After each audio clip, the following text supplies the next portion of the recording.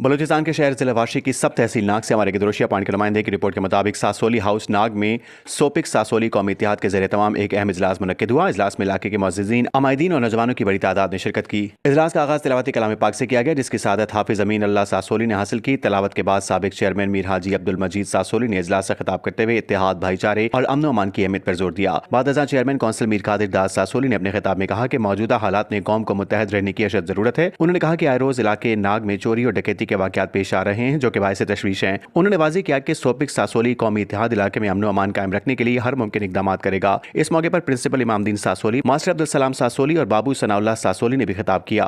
मुकर्ररीन ने कहा कि सोपिक सासोली कौमी इत्तेहाद एक मजबूत, मुनज़्ज़म और बावकार प्लेटफॉर्म है। हम न किसी को चोरी करने की इजाज़त देंगे और न ही अपनी ज़ाती या इज्तिमाई मलकियत पर किसी किस्म के नाजायज़ कब्जा बर्दाश्त करेंगे। उन्होंने कहा कि अल्हम्दुलिल्लाह सोपिक सासोली कौम एक पुरअमन कौम है और हमेशा अमन, भाईचारे और कानून की बालादस्ती पर यकीन रखती है। मुकर्ररीन ने नौजवानों पर जोर दिया कि वो माशरे में अमन के क़याम, बुराइयों के खात्मे और इत्तेहाद को मजबूत बनाने में अपना किरदार अदा करें। इजलास के इख्तिताम पर इस अज़्म का इज़हार किया गया कि सोपिक सासोली कौमी इत्तेहाद इलाके में अमन व अमान की बेहतरी के लिए इज्तिमाई फैसले करेगा और किसी भी नाखुशगवार वाक़ये की सूरत में कौम मुत्तहिद होकर लाहे अमल इख्तियार करेगी।